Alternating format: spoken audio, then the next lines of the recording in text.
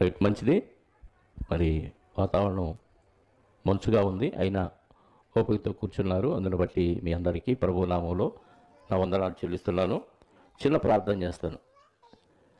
పరలోకమందు ఉన్నత సింహాసనం మీద ఆసీనుడై ఉన్న మా కన్న తండ్రి, సమస్త శరీరాత్మలకు కన్న తండ్రిగా ఉండి ఈ భూమిని ఆకాశమును అందున్న సమస్తాన్ని సృజించి భూమి మీద మాకు ఇచ్చిన ఈ బ్రతుకును బట్టి స్తోత్రాలు.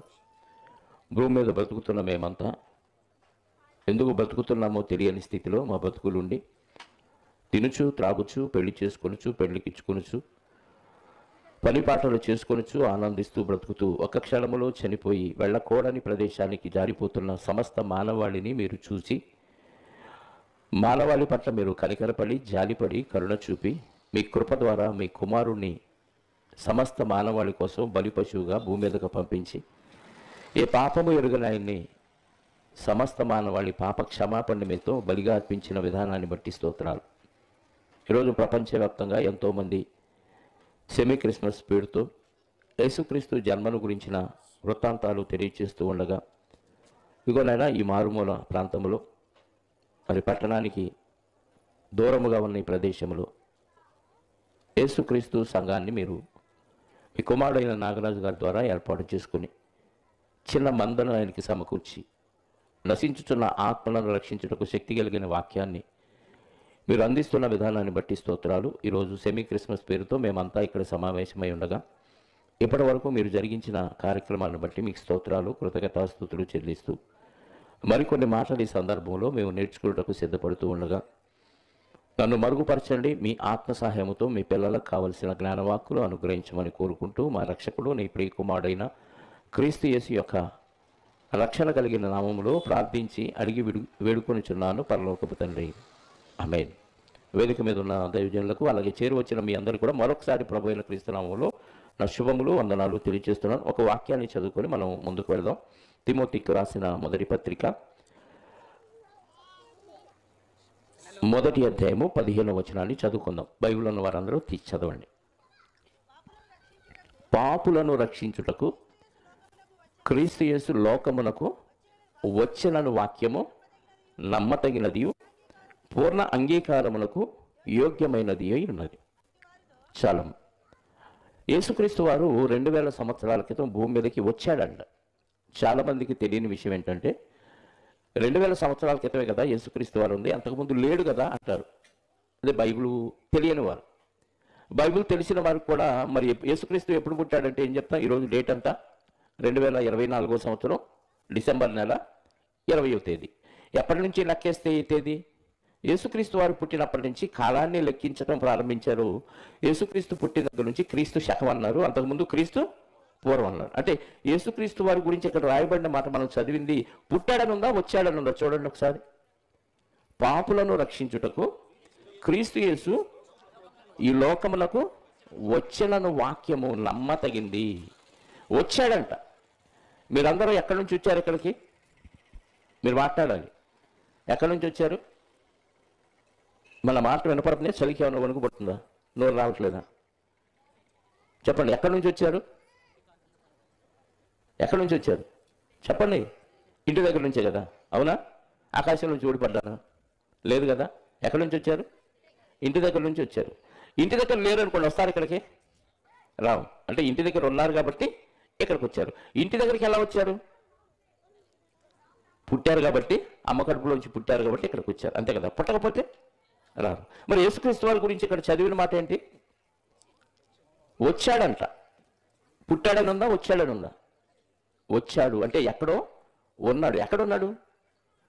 ఎక్కడున్నాడంటే ఈ లోకానికి సంబంధం లేని మరొక లోకంలో ఉన్నారు. దాని పేరే ఈ లోకం కాదు, పరలోకం. ఆడు పరాయోడు అంటే ఎవరోడు? మనోడు కాడని. ఇది మన లోకం. ఇది ఏ లోకం? మన లోకం. మన లోకం అంటే భూలోకం. దీనికి సంబంధం లేని మరొక లోకం ఉంది, దాని పేరే ఏ లోకం? పరలోకం. అక్కడ ఉన్నాడు. అక్కడ ఎవరు ఉంటారు అంటే మానవులు ఉండరు, శరీరాలతో ఉన్న మనుషులు అక్కడ ఉండరు. ఎవరు ఉంటారంటే ఆత్మలు ఉంటాయి. అక్కడ ఆత్మలు ఉంటాయి. దేవుడు ఆత్మ, యేసుక్రీస్తు వారు ఆత్మ, పరిశుద్ధాత్మ ఆత్మ, దేవదూతలు కూడా ఆత్మలే. వాళ్ళకి శరీరాలు లేవు. మనకేమున్నాయి? శరీరాలు ఉన్నాయి. శరీరంలో ఏముంది? మన శరీరాల్లో కూడా ఆత్మలు ఉన్నాయి. అంటే దేవుడు ఆత్మ కనుక ఆయన పరలోకంలో ఉన్నాడు కాబట్టి పరలోకంలో ఉన్న ఆత్మగా ఉన్న దేవుడు నాకు నాలాంటి పిల్లలు కావాలని ఒక సంకల్పాన్ని కలిగి ఆ పిల్లలకి కొద్ది ఆయుష్కాలం ఇచ్చి శరీరానికి తిరిగి మళ్ళీ నా దగ్గరికి రప్పించుకోవాలని ఒక ఆలోచన కలిగి ఉన్నాడు. ఇది చాలామందికి తెలియదు. నువ్వు ఎందుకు పుట్టావంటే తెలియదు, ఎవరు పుట్టించారంటే తెలియదు. ఈరోజు మనిషి పుడుతున్నాడు, పెరుగుతున్నాడు, ఏదో ఒక పని చేసుకుంటున్నాడు, చనిపోతున్నాడు. ఇప్పుడు చావటం కోసం ఎందుకు పుట్టాలి చెప్పండి? కొద్దిగా ఆలోచించండి. చనిపోవటం కోసం పుట్టాలా? చావటం కోసం పుట్టాలా? అవసరం లేదు కదా. చెప్పండి, ఎందుకు పని చేస్తున్నావు అంటే పని ఎందుకు చేస్తాం చెప్పండి? ఎందుకు చేస్తాం? తిండి కోసం చేస్తాం, అంతేనా? పని ఎందుకు చేస్తాం? తిండి కోసం చేస్తాం, మనం సౌకర్యంగా బ్రతకటం కోసం చేస్తాం. పని చేసి సౌకర్యంగా బ్రతికి చివరికి ఏమైపోతున్నాడు మనిషి అంటే? చనిపోతున్నాడు. చావటం కోసం ఎంత కష్టపడాలా, ఎంత పని చేయాలా, ఇన్ని అనుభవించి చివరికి ఈ అనుభవించిన దేహాన్ని విడిచిపెట్టి వెళ్ళిపోవాలంటే వెళ్ళిపోవాలి. మరి ఎందుకు ఇది పెట్టాడు దేవుడు అని ఎప్పుడైనా మనం ఆలోచిస్తే, నేను ఎందుకు పుట్టాలి, ఎందుకు పెరగాలి, ఎందుకు పని చేయాలి, ఎందుకు బ్రతకాలి, ఎందుకు ఇవన్నీ అనుభవించిన ఈ దేహాన్ని విడిచి ఎందుకు వెళ్ళిపోవాలి అని ఆలోచిస్తే దీని వెనక ఎవరైనా చేశారా? అసలు ఏంటి? నన్ను పుట్టించింది ఎవరు? నన్ను బ్రతికిస్తుంది ఎవరు? నన్ను చంపేస్తుంది ఎవరు అనే ఆలోచన ఖచ్చితంగా మనిషికి కలుగుతుందండి. అలా కలిగినప్పుడే దీని వెనక ఏదో ఒక అదృశ్య శక్తి ఉంది అనే ఆలోచన కలుగుతుంది. ఆ అదృశ్య శక్తి పేరే దేవుడు అంటున్నాం మనం. ఆ అదృశ్య శక్తి పేరేంటి? దేవుడు. ఆయన సర్వశక్తిమంతుడు, ఆయనకి ఇక అసాధ్యమైంది ఏది లేదు. అంత సర్వశక్తిమంతుడైన దేవుడు ఏమనుకున్నా అంటే నాలాంటి పిల్లలు కావాలి అనుకున్నాడు.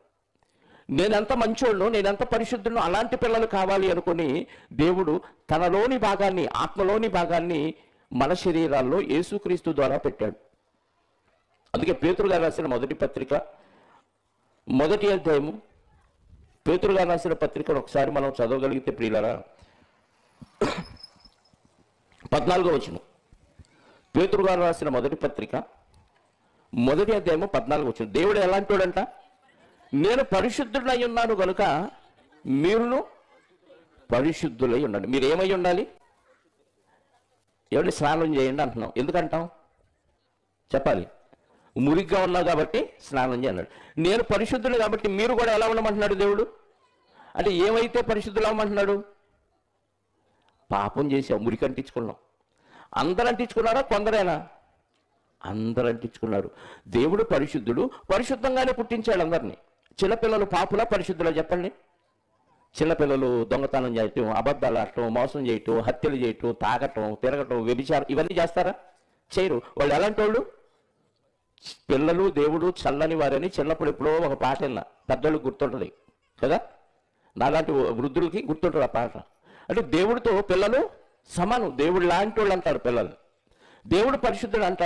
ఆ పరిశుద్ధుడు కనుక మీరు కూడా ఎలా ఉండాలంటున్నాడు? పరిశుద్ధులై ఉండాలంటున్నాడు. ఎందుకన్నాడు ఆ మాట అంటే, మనం అందరం ఏం చేసామంటే పాపం చేసాం. పాపం అంటే తాగటం, తిరగటం, వ్యభిచారం చేయటం, దొంగతనం చేయటం, అబద్ధాలు ఆడటం, మోసాలు చేయటం, హత్యలు చేయటం, ఇలా రకరకాలు చేయటమే పాపం అనుకుంటున్నాం మనం. జాగ్రత్తగా వినండి ప్రియులారా, వీటన్నిటికీ మించి మొట్టమొదట మనం చేసిన పాపం ఏంటో తెలుసా? నిన్ను బ్రతకమన్న పరిశుద్ధంగా నువ్వు బ్రతకపోవటమే పాపం. దేవుడు చెప్పినట్టుగా నువ్వు బ్రతకపోతే ఏమవుతుంది? అది పాపం అవుతుంది, అంతే. దేవుడు ఒక ఆయుష్కాలం ఇచ్చి పుట్టించాడు భూమి మీద. ఆయుష్కాలం ఇచ్చి పుట్టించిన తర్వాత మనం ఊహ పెరిగే కొద్ది ఏమైపోయామంటే దేవుడు బతకమన్నట్టుగా బతకలేదు. కాబట్టి మనం అందరం ఏం చేసామంటే దేవుడు చెప్పినట్టుగా చేయలేదు కాబట్టి మీరు పాపులు అన్నాడు. దేవుడు ఎందుకు మంచిగా పరిశుద్ధుడుగా బ్రతకమన్నాడంటే పరిశుద్ధుడు పక్కోడికి హాని చేయడు.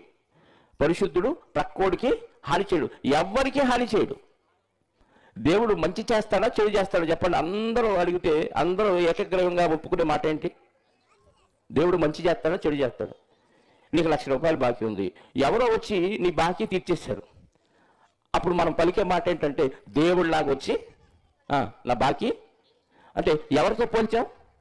నీకు మంచి చేసిన వాడిని ఎవరితో పోల్చాం? దేవుడితో పోల్చాం. అంటే దేవుడు ఏం చేస్తాడని అందరికి అర్థమైంది, మంచి చేస్తాడని ఆటోమేటిక్గా అందరికి అర్థమైంది. మరి మంచి చేసే దేవుడు మంచిగా నిన్ను నన్ను పుట్టిస్తే మనం ఏం చేసామంటే చెడిపోయాం. చెడిపోయిన వాళ్ళు బాగు చేయాలంటే ఏం చేయాలి? చెడిపోయిన వాళ్ళు బాగు చేయాలంటే ఏం చేయాలి చెప్పాలి? ఏం చేయాలి? బాగు చేయొచ్చు. చెడిపోయిన టీవీలు, చెడిపోయిన ఫ్రిడ్జ్లు, చెడిపోయిన వాషింగ్ మెషిన్లు, ఇలా రకరకాల వస్తువులన్నీ బాగు చేసుకుంటున్నావా? బాగు చేసుకుంటున్నాం కదా. అలాగే మనిషిని కూడా బాగు చేయొచ్చు అంటే బాగు చేయొచ్చు. కానీ ఈ చెడిపోయినప్పుడు నువ్వు చేసే కొన్ని కార్యక్రమాలు, ఉదాహరణకి మీకు అర్థమయ్యేటట్టు చెప్తాను. ఒక వ్యక్తి పుట్టాడు, పెరిగాడు, 14-15 ఏళ్ళు రాగానే నక్సలైట్లో కలిసిపోయాడు. నక్సలైట్లో కలిసిపోయి ఎన్నో ఘోరాలు చేశాడు, ఎన్నో నేరాలు చేశాడు. అనేక మంది పోలీసులు బాంబులతో చంపాడు, గన్నులతో చంపాడు, చాలా దోపిడీలు చేశాడు, దౌర్జన్యాలు చేశాడు. చాలామంది జమీందారులని వాళ్ళ ఇల్లు కొడగొట్టి వాళ్ళని కూడా చంపి వాళ్ళ ఆస్తి అంతా దోచుకొని వాళ్ళ ఇష్టానుసారంగా వాడేసుకున్నారు అనుకోండి. ఇప్పుడు ఒకానొక రోజు అతనిలో మార్పు వచ్చింది. ఎందుకు ఇన్ని చండాల పనులు చేశాను, ఇంత చెడు పనులు చేశాను, నేను మారిపోవాలి, ఇక నుంచి మంచిగా బతకాలని పోలీసుల దగ్గరికి వెళ్ళి ఇక నుంచి నేను ఇవన్నీ మానేశానండి, నేను ఇక మంచిగా బతుకుతాను అంటే ఈ పోలీసులు ఏం చేస్తారు చెప్పండి? చెప్పాలి, మీరేం చెప్తారు? వెరీ గుడ్ నాన్న, చాలా మంచి ఆలోచన కలిగి ఉన్నాం, కాబట్టి నీ మీద ఉన్న కేసులన్నీ కొట్టేసి నీకు భూములు ఇచ్చేసి నువ్వు హ్యాపీగా బతికేయి అని అంటారా? చేసినాటికి శిక్ష అనుభవించండి అంటారా? అర్జెంటుగా తీసుకెళ్లి జైల్లో వేసి ఎన్ని సంవత్సరాలు ఎన్ని ఘోరాలు చేసావో, ఎంతమందిని చంపావో, ఎంతమందిని దోచుకున్నావో, ఒక్కొక్క నేరానికి ఒక్కొక్క సెక్షన్ని దాని మీద రాజ్యాంగంలో ఏదైతే ఉందో దాని ప్రకారంగా ఆయనకి ఎంతకాలం జైలు శిక్ష వేయాలో అంతకాలం జైలు శిక్ష అయినా వేస్తారు, లేదా ఉరి శిక్ష అయినా వేస్తారు. అంటే చేసిన తప్పుకి జైలు శిక్ష అనుభవించకుండా నేను మారిపోయానండి, నేను మంచిగా బతుకుతానంటే అవకాశం ఇస్తుందా ప్రభుత్వం? పోలీసులు ఇస్తారా? ఇవ్వరా? ఖచ్చితంగా నువ్వు చేసినట్టుకి శిక్ష అనుభవించిన తర్వాత అప్పుడు జైలు నుంచి రిలీజ్ అయితే ఇంకా నువ్వు బతుకుంటే అప్పుడు ఇది మంచిగా బతుకు అంటారు. అంటే చేసిన నేరానికి శిక్షించకుండా చట్టం ఎలాగ వదలదో, నిన్ను బాగు చేయాలనుకున్న దేవుడు కూడా నీవు చేసిన పాపాలన్నిటికీ శిక్షించాలి అనుకున్నాడు. ప్రతి మనిషి చేసిన పాపాలన్నిటికీ శిక్ష వేస్తే ఎక్కడ వేయాలి శిక్ష? చెప్పండి, ఎక్కడ వేయాలి? ఇక్కడ ప్రభుత్వాలు వేసేది జైల్లో. మరి దేవుడు ఇస్తే శిక్ష ఎక్కడ వేయాలి? ఈ లోకానికి సంబంధం లేని మరొక లోకం ఉంది. ఇందాక ఈ లోకానికి సంబంధం లేని లోకం ఒకటి ఉంది, అదే పరలోకం అనుకున్నాం కదా. అక్కడ దేవుడు ఉంటాడు, యేసుక్రీస్తు వారు ఉన్నారు, పరిశుద్ధాత్మ ఉంటాడు, దేవదూతలు ఉంటాడు, ఆత్మలుండే లోకం అది. ఇది భూలోకం, శరీరాలతో ఉన్న మనుషులుండే లోకం. ఈ రెండు కాకుండా మరొక లోకం ఉంది, దాని పేరే పాతాళ లోకం. ఏ లోకం అది? పాతాళ లోకం. నేరం చేసిన వాళ్ళందరినీ శిక్షించే లోకం అది. శిక్షలు ఉండే అమలుపరిచే లోకం. ఏముంటుందా శిక్షలు అంటే? ఇక్కడలాగా జైల్లో లాగా మరి గోడల్లో సూదులు గుచ్చటం, ఏమైనా రాతితో కొట్టడం, రకరకాల శిక్షలు ఉన్నాయి కదా పోలీసులు వేసే శిక్షలు. అలాంటివి ఏముండవు. కేవలం అగ్ని ఉంటుంది, కాలుతా ఉంటాం, బాధపడతాం, చచ్చిపో. నీకు అర్థమవుతుందా? ఇప్పుడు మనందరం ఇక్కడ కాల్ చేస్తూ ఉంటాం, చచ్చిపోకుండా బాధ అనుభవిస్తుంటే ఎలా ఉంటుంది? అగ్నితో కాలిస్తే ఏమైంది? శరీరం కాలిపోద్ది. కాలిపోతే బాధ ఏముండదు. చచ్చిపోయామనుకోండి బాధ ఉండదు. కానీ చావు రాకుండా ఇలాగే బతుకుంటే పరిస్థితి ఏంటి? కలకాలం బాధ అనుభవిస్తూనే ఉన్నాడు. అందుకే దేవుడు ప్రపంచ మానవాళ్ళందరికీ ఈ జైలు శిక్షను తప్పించాలని, దాని పేరు నరక శిక్షను తప్పించాలనే ఆలోచన కలిగి వాళ్ళు చేసిన తప్పులన్నిటినీ ఒక్కసారి ఒప్పేసుకుంటే, దేవుడా నన్ను క్షమించు, ఇప్పటిదాకా తెలుసో తెలియకో తప్పు చేశాను, నన్ను క్షమించు అని దేవుడి దగ్గర ప్రాధేయపడితే ఖచ్చితంగా ఆయన క్షమించడానికి ఒక మార్గాన్ని సరళము చేసి, ఆ మార్గం ఎవరి ద్వారా సరళము చేశాడు అని అంటే ఇదిగో మన ప్రభు అయిన యేసుక్రీస్తు ద్వారా సరళము చేసి ఆయన్ని పరలోకములో ఆత్మగా ఉన్న యేసుక్రీస్తు వారిని శరీరధారిగా భూమి మీదకి పంపించాడు. అదే 2000 సంవత్సరాల క్రితం యేసుక్రీస్తు వారు భూమి మీదకు వచ్చాడు. పరలోకములో ఉన్న యేసుక్రీస్తు వారు, ఆత్మగా ఉన్న యేసుక్రీస్తు వారు భూమి మీదకి రావాలంటే, భూమి మీదకి వచ్చి పని చేయాలంటే ఆయనకి ఏం కావాలంటే శరీరం కావాలి. ఇప్పుడు మీరు పని చేయాలంటే ఆత్మలుగా ఉన్న మీరు పనిలో శరీరాల్లో ఉన్నారు. శరీరం లేకపోతే పని చేయలేము. కాళ్ళు చేతులు ఈ అవయవాలన్నీ ఉన్నాయి కాబట్టి పని చేయగలుగుతాం. ఆత్మగా ఉంటే మనం ఏ పని చేయలేం. భూమి మీద శరీరంలో ఉండటానికి దేవుడిచ్చాడు. అందుకే యేసుక్రీస్తు వారిని కూడా భూమి మీదకి పంపించిన సందర్భమే ఈరోజు ప్రపంచం అంతా చేసుకుంటున్న క్రిస్మస్. ఎందుకు వచ్చాడు అంటే పాపులను రక్షించటానికి వచ్చాడు. ఆ విషయం సమాజానికి అర్థం కాక ఆయన అందరి దేవుడితో పాటు ఒక దేవుడు అనుకున్నారు. ఆయన స్థాపించింది ఒక మతం అనుకున్నారు. క్రైస్తవ్యం మతం కానే కాదండి. క్రైస్తవ్యం గురించి బైబిల్లో మతం అని లేదు, ఎక్కడా లేదు. తెలియని వారు, ప్రభుత్వ వారు కూడా ఈ విషయంలో మోసపోయి క్రైస్తవ్యాన్ని ఒక మతంగా మార్చి ఈ సర్టిఫికేట్లో క్రైస్తవ మతం అని చిత్రీకరించేశారు. అంటే గవర్నమెంట్ కూడా ఈ విషయం సరిగ్గా తెలియదు. ఇది నిన్ను పాపము నుండి విడిపించి పరలోకానికి చేర్చడానికి దేవుడు ఏర్పాటు చేసిన మార్గం. ఆయన పరలోకం నుంచి భూమి మీదకి వచ్చే ముందు ఆయన చెప్పిన మాట ఏంటో తెలుసా దేవుడు యేసుక్రీస్తు వారి గురించి? ఒకసారి హెబ్రీయులకు రాసిన పత్రిక 10వ అధ్యాయము, హెబ్రీయులకు రాసిన పత్రిక 10వ అధ్యాయము 5వ వచనం నుండి చదువుదాం ప్రియులారా. కాబట్టి ఆయన అంటే యేసుక్రీస్తు వారు పరలోకము నుండి ఈ లోకమందు ప్రవేశించినప్పుడు ఇలా చెబుతున్నాడు, దేవుడా నీకు బలి అర్పణ అవసరం లేదు, బలి అర్పణ నీవు కోరలేదు, కానీ నాకొక శరీరమును అమర్చితివి. ఏమిటో గుర్తుపెట్టుకోండి, ఆత్మగా ఉన్న యేసుక్రీస్తు వారికి దేవుడు ఏం అమర్చాడంట? శరీరం. ఏమిటో మనకు కూడా తల్లి గర్భంలో దేవుడే శరీరాన్ని అమర్చాడు. ఎంతకాలం పట్టింది మన శరీరాన్ని దేవుడు అమర్చడానికి? అమ్మ కడుపులో. చెప్పండి, ఎంతకాలం ఉన్నాం అమ్మ కడుపులో? ఏం తెలియనట్టు మాట్లాడతారు? గర్భాలు మోసి పిల్లల కన్నా తల్లులు ఉన్నారు కదా. ఎంతకాలం పిల్లల్ని గర్భాల్లో మోశారు? 9 నెలలు. 9 నెలలు ఏం జరిగిందంటే, ఇది చిన్న కణంగా ప్రారంభమైన మన జీవితం, మన శరీరం 9 నెలల్లో ఏమైంది అంటే, ఇదిగో ఒక ఆకారాన్ని నిర్మాణం జరిగింది. ఎవరు చేశారు ఈ నిర్మాణం అంటే? దేవుడే అమర్చాడు. అర్థమైందా? 9 నెలలు పట్టింది మన ఆకారాన్ని తల్లి గర్భంలో తయారు చేయడానికి దేవుడికి.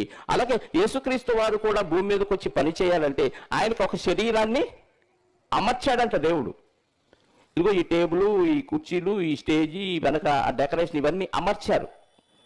మీటింగ్ అయిపోగానే ఇవన్నీ తీసేస్తారు, అమర్చినవన్నీ తీసేస్తారు. అలాగే మనకు కూడా దేవుడు శరీరాన్ని అమర్చాడు.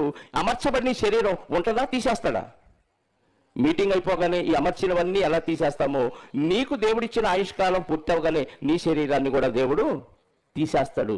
అలాగే యేసుక్రీస్తు వారికి కూడా శరీరాన్ని అమర్చాడంట. ఎందుకు? ఇందాక చదివాం కదా గలతీ పత్రికలో. ఎందుకు అమర్చాడు? పాపులను రక్షించటానికి. ఏమంటే పాపులను రక్షించాలంటే ఆయన శరీరాన్ని ధరించుకొని భూమి మీదకి రావాలంటే ఖచ్చితంగా రావాలి. నీళ్ళల్లో ఉన్న ఒక వ్యక్తి, మునిగిపోతున్న వ్యక్తిని కాపాడాలంటే నువ్వు ఒడ్డుకొచ్చేసి ఇలా చేయగొట్టు, కాళ్ళు ఇలాను ఈతొచ్చేసింది, నువ్వు ఈదుకుంటూ వచ్చే అంటే వస్తాడా? కాలిపోతున్నవాడు, అగ్నిలో కాలిపోతున్నవాడు ఉఫ్ ఉఫ్ అను మంటారిపోయింది, నువ్వు హ్యాపీగా బయటకు వచ్చే అంటే వస్తాడా?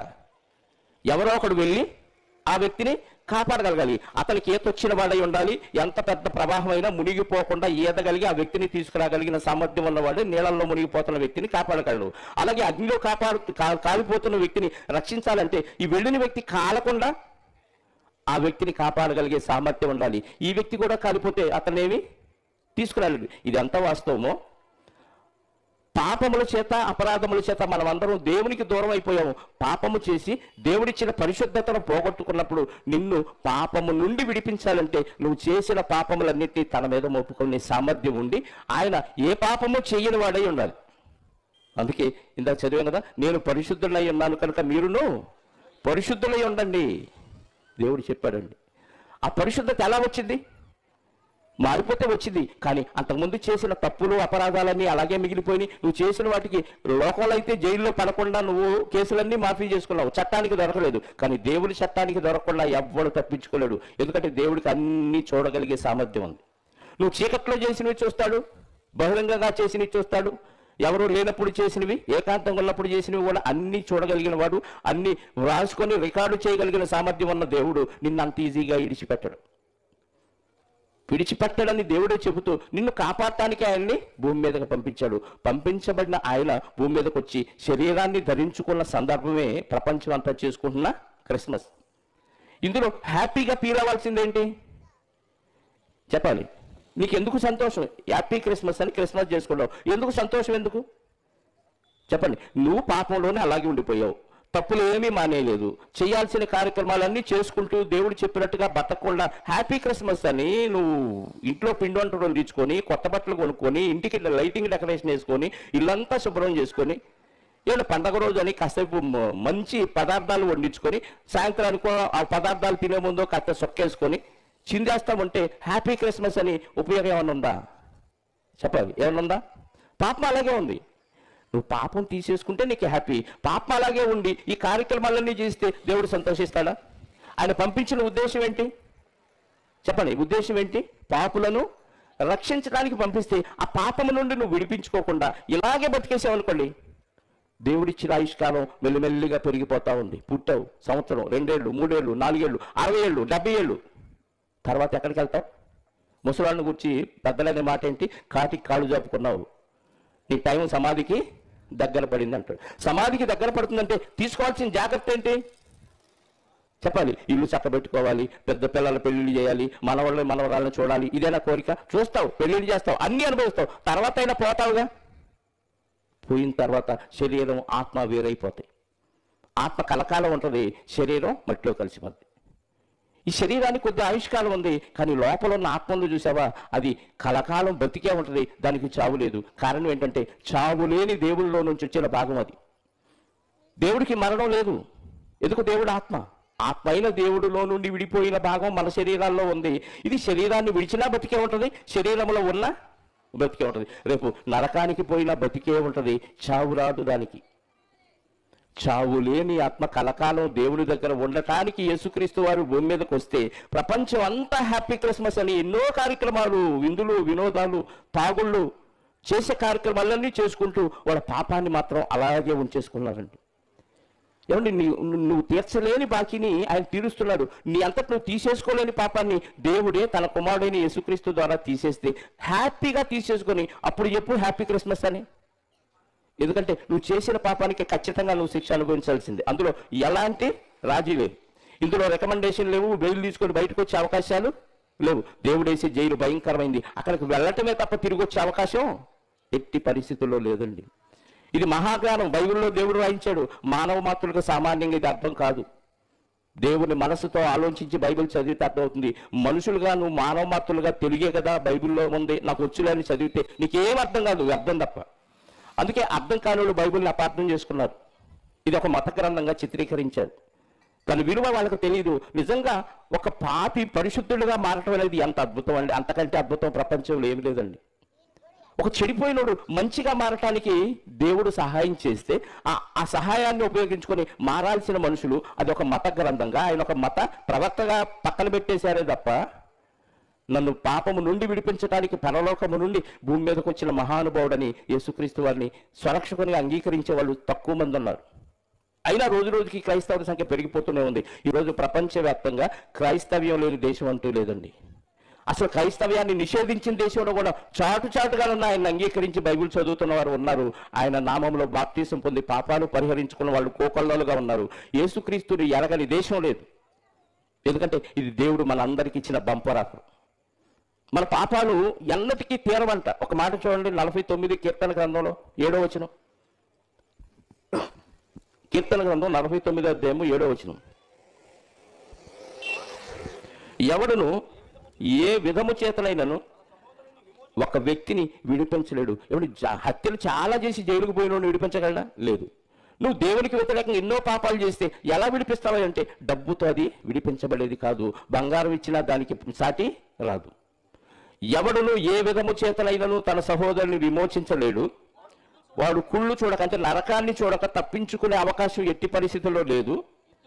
నిత్యము బ్రతుకున్నట్టు నరకానికి పోకుండా నిత్యము దేవుని దగ్గర బ్రతకటానికి వాని నిమిత్తము ప్రాయశ్చిత్తము, దేవుని సన్నిధిని ప్రాయశ్చిత్తము చేయగలవాడు ఎవడో లేడంట. యేసుక్రీస్తు వారు ఒక్కరే ఉన్నారు, మిగతా ఎవ్వరు విడిపించలేదు. నీ బదులు ఇంకొకరు జైలుకి వెళ్ళొచ్చు, నీ ఆస్తి మరొకరికి పంచవచ్చు, కానీ నువ్వు చేసిన పాపం నీతోనే వస్తుంది. నువ్వు చేసిన పాపం ఇంకొకరు పంచడానికి వీల్లేదు. పాపం చేసి పాపపు సొమ్ము తెచ్చి ఇంకొకరు పంచవచ్చు, కానీ నువ్వు చేసిన వ్యక్తిగత పాపం నీతోనే ఉంటుంది.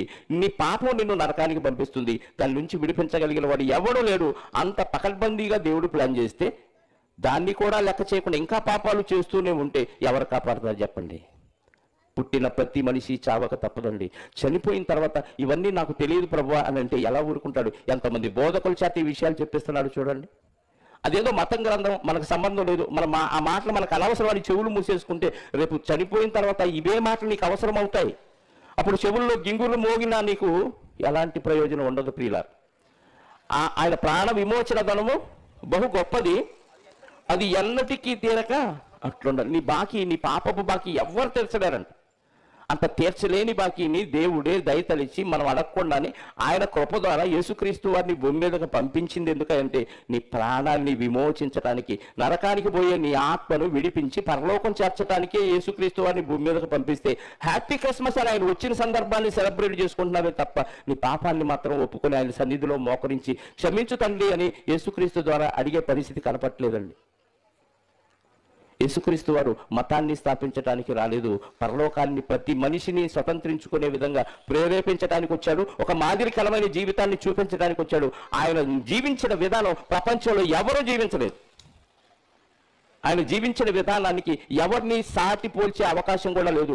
ఏదో ఒకటి రెండు విషయాలు ఆయన చూసి నేర్చుకొని పాటించారేమే తప్ప 100% యేసుక్రీస్తు వారి కంటే ముందు ఆ విషయాలు చెప్పిన వారు లేరు, అలా జీవించిన వారు ఎవరు లేరు. అంత గొప్ప స్పెషల్గా జీవించిన ఏకైక వ్యక్తి. అలాంటి ఆయన్ని మాదిరిగా తీసుకొని ఆయన ద్వారా నీ పాపాలు పరిహరించుకొని పరిశుద్ధుడిగా తీర్చబడి అపరిశుద్ధమైన జీవితాన్ని గడిపి పరలోకం చేరటానికి దేవుడు దయ తలిచి తన ప్రియకుమారుని మన కోసం పంపించాడు. ప్రియులారా, అదే క్రిస్మస్. ఆయన భూమి మీదకి వచ్చినప్పుడు ఎక్కడా వసతులు లేవు ఆయనకి. ఆయన భూమి మీద జన్మించడానికి వచ్చినప్పుడు ఎవరు ఇళ్లలో చేర్చుకోలేదు. చివరికి ఆయన సొంత ఇల్లు కూడా లేదు.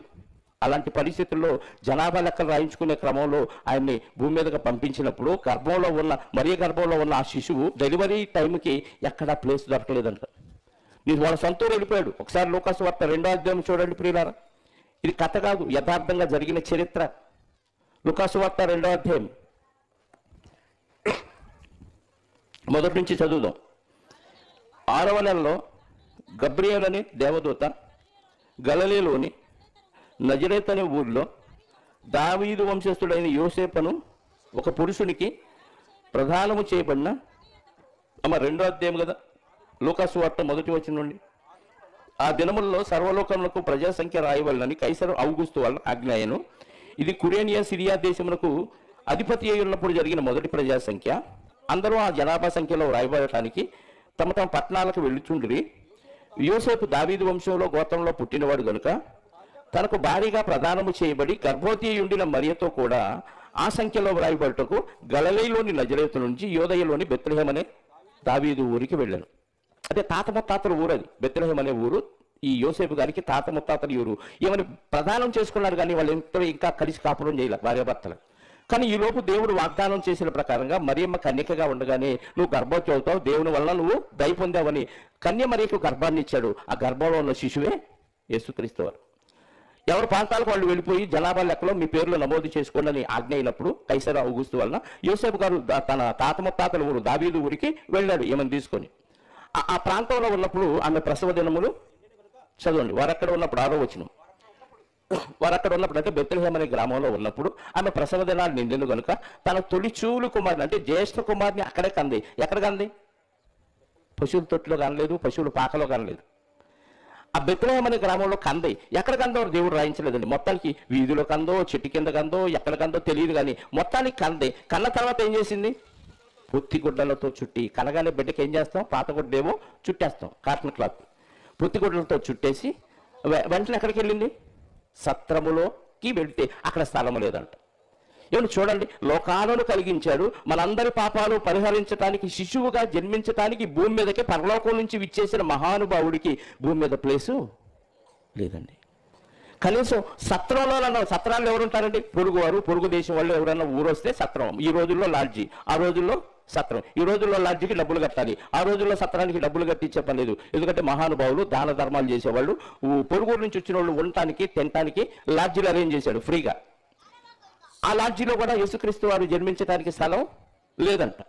సత్రంలో వారికి స్థలము లేనందున అప్పుడు తీసుకొచ్చి పశువుల పాకలో ఏమన్నా ఉంటుందంటే ఒక తొట్టి కనపడింది. ఆయన పొత్తిగుడ్డలతో చుట్టిన తర్వాత ఆ తొట్టిలో పడుకోబెట్టింది. ఏమంటే నిన్ను నన్ను రక్షించడానికి వచ్చిన ప్రభు వారికి ఎవరో స్థలమే లేదా? ఇంట్లో ఎవరు ప్లేస్ లేదా? ఇవ్వలేదు. ఆనాడు ఇవ్వలేదు, ఈనాడు కూడా యేసుక్రీస్తు వారికి ప్లేస్ ఇవ్వట్లేదండి. ఈనాడు సత్రంలో ఉండాలనుకోవట్లా, ఆయన నీ ఇంట్లో ఉండాలనుకోవట్లా, నీ హృదయంలో ఉండాలనుకుంటున్నాడు. ఎందుకంటే ఆయన హృదయంలోకి వస్తే పాపాలు ఉండవు. నీ హృదయంలో నీ హృదయాన్ని శుద్ధి చేస్తాడు. యేసుక్రీస్తు వారు చేసిన హృదయం ఎంత బాగుంటుందంటే ఆయన చెప్పినట్టుగా వింటావు ఇక నువ్వు అంతే. నిజంగా హృదయపూర్వకంగా యేసుక్రీస్తు వారిని హృదయంలో చేర్చుకొని నా పాపాన్ని పరిహరించడానికి పరలోకం నుంచి భూమి మీదకు ఊడిపడిన మహానుభావుడు అని నీకు అర్థమైపోతే ఆయన చెప్పినట్టుగా బ్రతుకుతామండి. ఈ బ్రతుకు వల్ల నీకు లాభం ఏంటని అడిగితే, చనిపోతే బ్రతికించి పరలోకం చేర్చగలిగిన సామర్థ్యం ఆయనకు మాత్రమే ఉంది. మరి ఎవ్వరూ నిన్ను తీసుకెళ్ళలేదు. ఈరోజు ప్రపంచవ్యాప్తంగా ఉన్న ధనవంతులు అందరూ ఏకమైన ఒక వ్యక్తిని పరలోకం చేర్చలేరండి. అంత గొప్పవాడు యేసుక్రీస్తు వారు. నిన్ను పరలోకం తీసుకెళ్ళటానికి దిక్కులేని జన్మ జన్మిస్తే ఆయన పట్టించుకోకుండా ఆయన ఒక మతోద్ధారకుడు అన్న విషయాన్ని మీకు ఆయన మత ప్రవక్తగా ఆయన పక్కన పెట్టేసి నిన్ను పరలోకానికి చేర్చేవాడు అన్న ఆలోచన కలగకుండా ఉంటే ఎలా చెప్పండి? ఆయన చెప్పిన బోధ అందరినీ ఆశ్చర్యచకితులను చేసింది.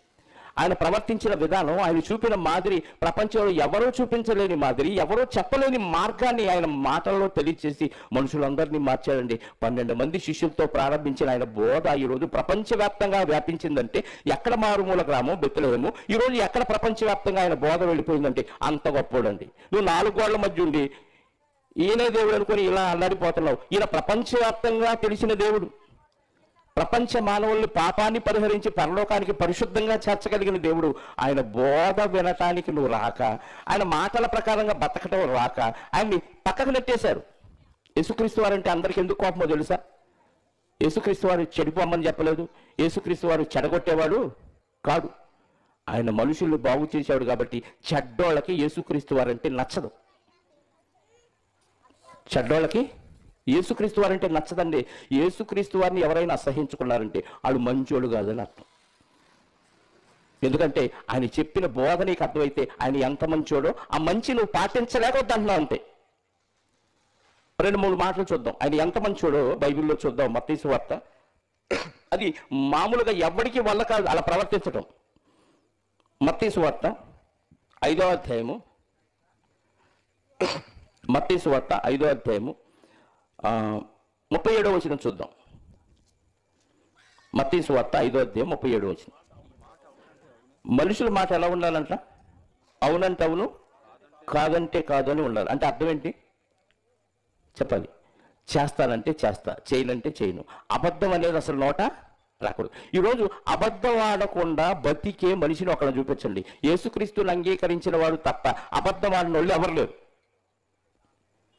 పర్ఫెక్ట్గా ఉండాలి. మాట అంటే కరెక్ట్గా నిలబడే వాళ్ళు ఎవరున్నారు చెప్పండి? మాట మీద నిలబడలేనోడు యేసుక్రీస్తు వారిని తృణీకరించే అధికారం, హక్కు ఎక్కడ ఉంది చెప్పండి? పర్ఫెక్ట్గా అబద్ధాలు అనకుండా వ్యాపారం చేసేవాళ్ళు ఎవరన్నా ఉన్నారా? చాలా మందిని మారండి అంటే నా బిజినెస్కి ఇది పడదండి, నేను ఎన్నో అబద్ధాలు ఆడాలంటారు. లారీ ఫీల్డ్ వాళ్ళు అదే చెప్తారు, వ్యాపారం చేసేవాళ్ళు అదే చెప్తారు, ఉద్యోగం చేసేవాళ్ళు అదే చెప్తారు. ఎందుకంటే నిజాయితీగా బతకలేరు. అంటే యేసుక్రీస్తు వారిని నమ్మితే పాపాలన్నీ పరిహరించబడటం మాత్రమే కాక నిజాయితీగా, యథార్థంగా, ఖచ్చితమైన మాట ప్రకారంగా బతకాలా? అవును బతకాలి. అలా బతకలేక ఆయన తృణీకరిస్తున్నారు అంతే. ఇంకా మరొక మాట కూడా మనం చూడగలిగితే 39వ వచనం, నేను మీతో చెప్పున్నదేమనగా దుష్టుని ఎదిరింపక నిన్ను కుడి చెంప మీద కొట్టువాని వైపుకు ఎడమ చెంప కూడా. ఇప్పుడు సినిమాల్లో హీరోలు తంటారా, తన్నులు తింటారా? ఏ సినిమా హిట్ అయింది? తన్నులు తినే హీరో అన్న సినిమా హిట్ అయిద్దా, తన్నే హీరో సినిమా హిట్ అయిద్దా? మీరు చెప్పాలి. సినిమాలు చూసేవాళ్ళు ఏ సినిమా హిట్ అయింది? 10 మందిని 100 మందిని చంపినోడు చెప్పండి మగధీరుడు. 100 మంది చేత కాదు, ఒక్కళ్ళ చిన్నపిల్లోడు చేత తన్నులు పడిపోయినాడు మగధీరుడు కాదు. అడు దేనికి పనికిరాడు. కుడి చెంప మీద కొట్టేవాడికి ఎడమ చెంప చూపించాలంటే ఎన్ని గట్స్ ఉండాలో తెలుసా? నీకు ఎంత దమ్ము ఉండాలో తెలుసా? ఎంత కోపాన్ని కంట్రోల్ చేసుకోవాలో తెలుసా? నిన్ను కొట్టాడు, కొట్టినప్పుడు వెంటనే కోపం రావడం సహజం. కానీ క్షమించి ఈ చెంప మీద కూడా కొడతావా, నీ కోపం తీరిందా అనగలిగే సామర్థ్యం ఉందంటే ఆడు క్రైస్తవుడై ఉండాలి. అది రాక ఆయన చేతకానుడిగా చిత్రీకరిస్తావా? ఆయన మతోద్ధారకుడు అనుకోకుండా ఆయన్ని ఎందుకు పనికిరాని వాడు, అది విదేశీ మతం, ఆయన మన దేవుడు కాదని తృణీకరిస్తావా? ఎవరైతే నీకెందుకు, నీ మంచిగా బతకమన్నాడు, నిన్ను పరలోకం చేడుస్తానన్నాడు, ఇంతకంటే నీ గొప్పగా ఎవరిస్తారు ఆశీర్వాదం? ఒక వ్యక్తి కోపంతో ఉన్నప్పుడు ఆ కోపాన్ని అణిచివేయటానికి, ఆ కోపాన్ని తగ్గించి అతన్ని శత్రువుగా భావించకుండా మిత్రుడుగా చేసుకోవటానికి, అతని కోపం తగ్గే వరకు కొట్టుకో, ఏం పర్వాలేదు, క్షమిస్తాను నేనని అనగలిగే సామర్థ్యం ఒక్క యేసుక్రీస్తుని అంగీకరించిన వాడికి ఉంటుంది. అదండి యేసుక్రీస్తు వారికి గొప్పతనం. ఇంకా కిందకెళ్తే అద్భుతమైన మాటలు చెప్పాడు ఆయన. అదే శిష్యులు పాటించారు. ఈరోజు ప్రపంచవ్యాప్తంగా క్రైస్తవ్యం విస్తరించడానికి ఈ క్రైస్తవిజం ఇదే కారణం. చదువుదాం 44వ వచనం. నేను మీతో చెప్పినదేమనగా మీరు ఖచ్చితంగా నీ పరలోకపు తండ్రికి కుమారులు అవ్వాలంటే శత్రువుల్ని ఎవరు ప్రేమిస్తాడండి? శత్రువులు ప్రేమించే దమ్ముందా, సామర్థ్యం ఉందా? ఎవరు చెప్పారు ఈ మాటలు? యేసుక్రీస్తు వారు తప్ప ఎవరు చెప్పలేదు. నీ శత్రువును ప్రేమించు, నిన్ను హింసించు వారి కొరకు ప్రార్థన చేయి. నిన్ను హింసిస్తున్నాడా దేవుడికి అప్పచెప్పాడు, ఆయన చూసుకుంటాడు. వాళ్ళ సంగతి ఏదో ఆయన చూసుకుంటాడు. ఆయన సర్వశక్తిమంతుడు. ఆయన బిడ్డలను ఎవరైనా ఏదైనా చేస్తే ఊరుకునేవాడు కాదు. నువ్వేమనొద్దు, దేవుడి పనిది, ఆయనకు అప్పచెప్పు. అంటే నీకు ఆ వ్యక్తి మీద ఎలాంటి ద్వేషం, ఎలాంటి కోపం లేకుండా నిన్ను నువ్వు కంట్రోల్ చేసుకోగలిగే సామర్థ్యం నీకు ఇస్తాడు ప్రభు. నువ్వు ఏ వ్రతం చేసి నీ సామర్థ్యం నీకు రాదు. అంత గొప్పవాడండి యేసుక్రీస్తు వారు. నీ శరీరాన్ని నువ్వు కంట్రోల్ చేసుకోగలిగే సామర్థ్యం నువ్వు ఏది పాటించినా నీకు రాదు. ప్రభు అయిన యేసుక్రీస్తుని అంగీకరించి ఆయన చెప్పిన మాటల ప్రకారంగా నడిచినప్పుడే నీకు వస్తుంది. ఎందుకంటే ఆయన అంగీకరించి నువ్వు ఎప్పుడైతే పాపాలన్నీ ఒప్పేసుకొని బాప్తిసం తీసుకుంటావో నీలోనికి పరిశుద్ధమైన ఆత్మను పంపుతున్నాడు దేవుడు. ఆ ఆత్మ నీలో ఉండి నిన్ను పాపము చేయకుండా కంట్రోల్ చేస్తాడు. అమ్మ భయం, నాన్న భయం కొంతసేపు ఉంటుంది, వాళ్ళు దగ్గర ఉన్నప్పుడు ఉంటుంది, వాళ్ళు దూరంగా ఉంటే ఆ భయం ఉండదు. నీకు పాఠాలు చెప్పే టీచర్ భయం ఆయన ఉన్నప్పుడు ఉంటుంది, ఆయన దూరంగా ఉంటే ఏ భయం ఉండదు. మనుషులకి ఎవరొకరు భయం కావాలి. ఎవరొకరు భయం ఉన్నా ఆ వ్యక్తి కొంతసేపే నీతో ఉంటాడు, పొద్దాకలు నీతో ఉండడు. కానీ దేవుడు సదాకాలం నీతో ఉండే మహానుభావుడు. అలాంటి ఆయన్ని నువ్వు అంగీకరించగలిగితే ఆయన నిన్ను కంట్రోల్ చేయగలిగిన సామర్థ్యం కలిగిన ఆత్మను నీలో పెడతాడు. ఇప్పుడు పరిశుద్ధాత్మ నీలో ఉంటే నువ్వు పరిశుద్ధంగానే బ్రతుకుతావు. పాపం చెయ్యాలంటే భయపడతావు, ఎవరినైనా తిట్టాలంటే భయపడతావు, మాట తప్పాలంటే భయపడతావు, లంచం తీసుకోవాలంటే భయపడతావు, వ్యభిచారం చెయ్యాలంటే భయపడతావు, దొంగతనం చెయ్యాలంటే భయపడతావు, హత్య చేయాలంటే మామూలుగా భయపడవు.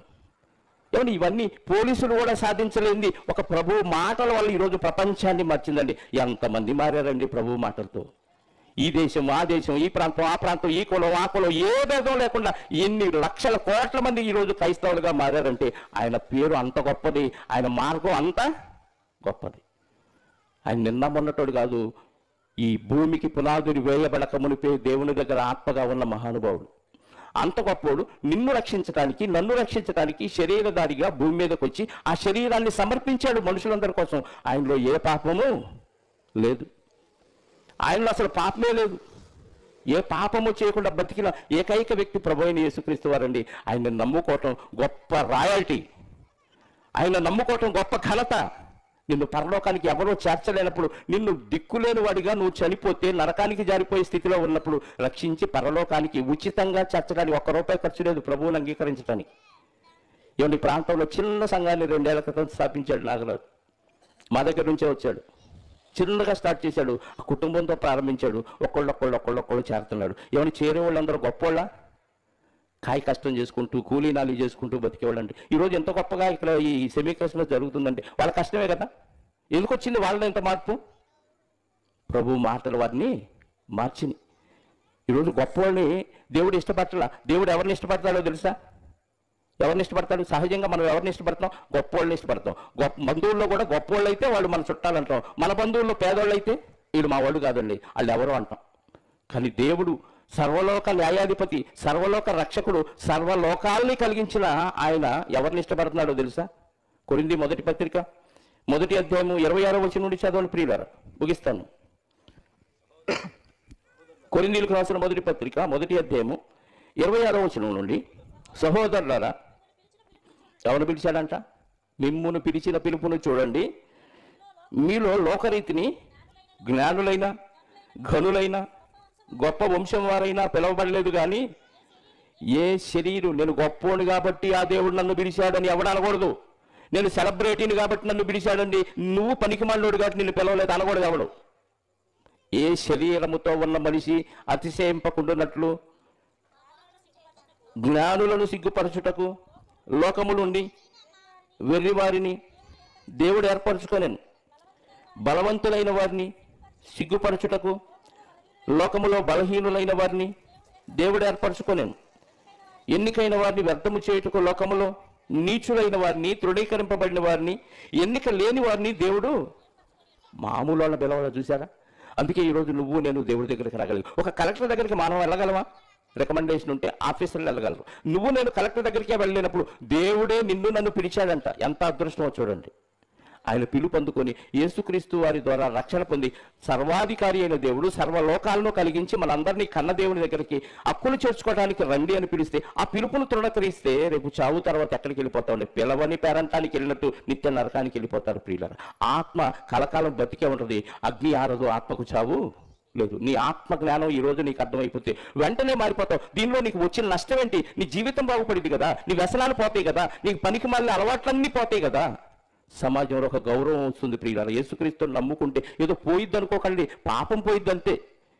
నీకు వచ్చే గౌరవం ఎక్కడికి పోదు, నీకు హుందాతనం పెరిగిద్ది, నీకు గౌరవ మర్యాదలు పెరుగుతాయి. ఎందుకంటే మంచోడికి గౌరవం ఉంటుంది, చెడ్డోడికి ముందుగా నమస్కారం పెట్టిన వాడి పదవిని బట్టి, వాడి డబ్బును బట్టే, వాడు హోదాను బట్టి నమస్కారం పెడతారు, వెనక్కి వెళ్ళి తిట్టుకుంటాడు. కానీ పరిశుద్ధుడిని ఎవడో ఏమీ అనలేడు, అంటే వాడు ఏదో స్వార్థపరుడు కాబట్టి అంటారు తప్ప నిజంగా యథార్థంగా ఎవడు అనలేడు. పరిశుద్ధుడికి నమస్కారం చేస్తారు, హృదయపూర్వకంగా చేస్తారు. ఆఫీసర్కి ఆడ అధికారాన్ని బట్టి చేస్తారంతే. ఆడ ఉద్యోగం పోతే, ఆడ అధికారం పోతే, మంత్రులు చూడండి, అధికారం ఉన్నప్పుడు ఒకలాగా, అధికారం పోయినప్పుడు ఒకలాగా ఉంటాయి గౌరవాలు. కానీ క్రైస్తవుడికి ఎల్లప్పుడూ గౌరవం, అది దేవుని దగ్గర ఉంటుంది, సమాజం దగ్గర ఉంటుంది. ఇలాంటప్పుడు మారటానికి ఏం చెప్పండి? నువ్వు మారకుండా ఎన్ని క్రిస్మస్లు ఎంత సెలబ్రేట్ చేసుకున్నా ఎలాంటి ప్రయోజనం ఉండదు ప్రియులారా. కాబట్టి 2024 చివరి రోజుల్లో ఉన్నాం. 2025లో ఎంతమంది ప్రవేశించమో తెలియదు. రాత్రి తెనాల్లో సెమీ క్రిస్మస్ వేడుక ముగించుకొని తిరిగి వస్తున్నప్పుడు ఆ కొలకలూరు బ్రిడ్జి మీద ఇద్దరు యవ్వనస్తులు చెప్పేవాళ్ళకి చెడిపోయాడు అన్నట్టుగా తాగి భయంకరంగా స్పీడ్గా డ్రైవ్ చేస్తూ వాళ్ళంతా వాళ్ళే పడిపోయారంట. పట్టం ఇద్దరు తలకాయలు రోడ్డుకు కొట్టుకుంటే ఒకటి తలకాయ చిదిరిపోయి మెదడు అలా వెదజల్లింది. రెండోవాడు ఎక్కిలు పెడుతూ అలా రక్తం అంతా కారిపోయి ఉంటే అంబులెన్స్ వచ్చి ఆ వ్యక్తిని తీసుకెళ్ళింది. మరి ఉన్నాడో పోయాడో తెలియదు. ఒక అతను మాత్రం స్పాట్ డెడ్. ఎప్పుడు ఎవరు ఎలా మారిపోతారో, ఎవరు చనిపోతారో ఎవరికి తెలియదు. బతుకున్నావు కాబట్టి సరి చేసుకునే అవకాశం మనకుంది, పోతే ఇంకెలాంటి అవకాశం లేదు ప్రియులారా. ఇది మతం అనుకొని దీన్ని పక్కన పెట్టి నువ్వు పడరాని పాటలన్నీ పడి ఎంత ప్రయాసపడి పోగు చేసుకున్నా ఒక్క రూపాయి కానీ చీపురు పుల్ల కూడా తీసుకెళ్ళలేవు. తీసుకెళ్ళగలిగింది ఏమన్నా ఉందంటే దేవుడి మాటల ప్రకారంగా నువ్వు బ్రతికి పరిశుద్ధతను తీసుకొని పరలోకానికి చేరగలవు. పరిశుద్ధత లేకపోతే దేవుడి దగ్గరికి వెళ్ళటం అసాధ్యం. ఆ పరిశుద్ధతను ఉచితంగా ఇవ్వటానికే 2000 సంవత్సరాల క్రితం ప్రభు అయిన యేసుక్రీస్తు వారు పరలోకాన్ని విడిచి భూమి మీద శరీరధారిగా జన్మించి 33 సంవత్సరాలు సర్వ మానవుల పాపం పరిహరించడానికి పరిశుద్ధంగా బ్రతికి ఆయన అందరి పాపాలు తన మీద మోపుకున్నాడు. చివరిగా ఒక వాక్యాన్ని చూసి ముగించుకుందాం. కొరింథీయులకు రాసిన 2వ పత్రిక 5వ అధ్యాయము 21వ వచనం. కొరింథీయులకు రాసిన 2వ పత్రిక 5వ అధ్యాయము 21వ వచనం.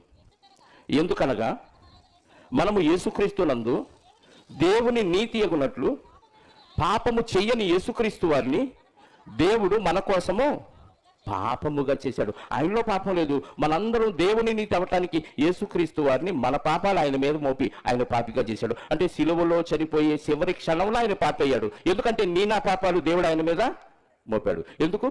మనల్ని నీతిమంతులుగా చేయటానికండి. ఎంత ప్రేమండి దేవుడికి మన మీద.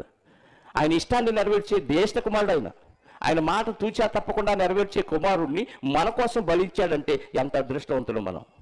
ఈరోజు కూడా ఇంకా ఈ విషయం ఎరిగి కూడా నిర్లక్ష్యం చేసి చాటికి కాళ్ళు జరుపుకున్నారు. వృద్ధులు ఉన్నారు, యవనస్తులు ఉన్నారు. యవనస్తులకు మరి ముఖ్యం అవసరం వాక్యం. ఎందుకంటే చెడిపోవటానికి అనేక దారులు, బాగుపడటానికి ఇది ఒక్కటే దారి. ఈ మార్గంలోకి వచ్చి నీ జీవితాన్ని బాగు చేసుకొని పరలోకాన్ని స్వతంత్రించుకుంటారు. అది అంతేలే, మనం ఇంతేలే అనుకుంటూ జీవితాన్ని అలా ముగించుకొని మరణించిన మరుక్షణం నిత్యాగ్నికి జారిపోతారు. నిర్ణయాన్ని మీకే విడిచిపెడుతూ ఇలా మాటలు ముగిస్తున్నాను. ప్రార్థన చేసుకుందాం.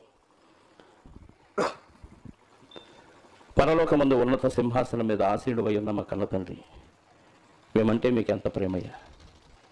మీ కుమారులుగా మమ్మల్ని పుట్టించారు. కానీ మిమ్మల్ని తిరస్కరించి మీరు ఇచ్చిన మాటలు పెడచెవిని పెట్టి మార్గము తప్పి తిరుగుతూ ఉన్న మా బ్రతుకుల్ని తిరిగి సరైన మార్గంలో పెట్టడానికి మీ ఏకకుమారుణ్ణి మా కోసం 2000 సంవత్సరాల క్రితం శరీరధారిగా భూమి మీదకు పంపించి ఆయనకిచ్చిన ఆయుష్కాలం అంతా మానవుల కోసం ధారపోసే విధంగా ఆయన్ని గురించి మీరు రాసుకున్నారు. మీరు రాసుకున్న ప్రకారంగా ఆయన తూచా తప్పకుండా బ్రతికి సర్వ మానవ పాప పరిహారం నిమిత్తం ఆయన తన శరీరాన్ని, తన విలువైన అమూల్యమైన నిష్కలంకమైన నిర్దోషమైన రక్తాన్ని సర్వ మానవాళి కోసం ధారపోసి మమ్మల్ని వెలపెట్టి కొన్నాడయ్యా. ఆ కొన్నాడన్న విషయాన్ని ఈ రాత్రి మీ పిల్లలు ఎరిగితే ఇంకా క్రీస్తుని అంగీకరించక లోకములో లోకాశల్లో బ్రతుకుతూ ఇదే శాశ్వతం అనుకొని అమాయకత్వంగా బ్రతుకుతున్న మీ పిల్లల్లో హృదయాల్లో ఈ వాక్యాన్ని చొప్పించండి. ఆ వాక్యం వారి హృదయంలో పనిచేసి మారు మనసును, తద్వారా పశ్చాత్తాపాన్ని, తద్వారా పాప క్షమాపణ కొరకు మీ సన్నిధిలో వేడుకునే భాగ్యాన్ని వారికి అనుగ్రహించండి. ఇదిగోనైనా చిన్న మంద భయపడకుడి అన్నారు. మీ కుమారుడు నాగరాజు వారి కుటుంబం ద్వారా తనకు ఉద్యోగం చేసుకుంటూ మీ పరిచర్య చేస్తూ చిన్న సంఘాన్ని యేసుక్రీస్తు సంఘాన్ని ఇక్కడ స్థాపించి సంఘ పరిచర్య చేస్తున్నందుకు మీకు స్తోత్రాలు. చిన్నగా ఒక్కొక్కళ్ళు మార్చబడ్డారు. దుష్టుడు తన కార్యక్రమం చేస్తూ ఎంతోమందిని విభజించాలనుకుంటున్నా మీరు మీ వాక్యంతో వారిని కట్టిపడేసి సత్యవాక్యానికి స్తంభాలుగా నిలబెట్టడానికి అనేకులను ప్రేరేపిస్తున్నారు. అవును తండ్రి, లోకములో గొప్పవారిని, బలవంతుల్ని, జ్ఞానుల్ని మీరు పిలవలేదు, కానీ ఏ శరీరియు మీ ఎదుట అతిశయింపకుండానట్లు అల్పులైన వారిని, నీచులైన వారిని, తృణీకరింపబడిన వారినైనా మాలాంటి వారిని మీరు పిలిచారయ్యా. అంత గొప్ప దేవుడిగా మీరున్నందుకు మీకు వెళ్ళలేని కృతజ్ఞతాస్తుతులు చెల్లిస్తూ ఇంత గొప్పగా మంచి వాతావరణాన్ని మాకు ఇచ్చి ఈ గొప్ప కార్యక్రమం జరగడానికి మీరు చూపిన సహాయాన్ని బట్టి, కృపను బట్టి మీకు స్తోత్రాలు, కృతజ్ఞతాస్తుతులు చెల్లిస్తూ ఈ సంఘములో తండ్రి ఇంకా అనేక మంది చేర్చబడి సంఘ సరిహద్దులు విశాలపరచులాగున మీ సహాయాన్ని కోరుకుంటూ వచ్చిన బిడ్డలందరినీ దీవించండి, ఆశీర్వదించండి. ఇహపర సంబంధమైన ఆశీర్వాదాలతో నింపమని కోరుకుంటూ, మరి ముఖ్యంగా పాపముతో అలాగే ఉన్న వ్యక్తులకు ఈరోజు పశ్చాత్తాపాన్ని కలిగించమని కోరుకుంటూ, మారు మనసు దయచేసి క్రీస్తులో నూతనంగా జన్మించి నిజమైన క్రిస్మస్ ఆనందాన్ని పొందగలిగే భాగ్యాన్ని వారికి అనుగ్రహించమని కోరుకుంటూ, మహిమ, ఘనత, ప్రభావాలు మా అందరి ద్వారా మీరే పొందుకొనమని మా రక్షకుడు నీ ప్రియకుమారుడైన క్రీస్తు యేసు యొక్క మహిమ కలిగిన నామములో ప్రార్థించి అడిగి వేడుకొనిచున్నాను పరలోకపు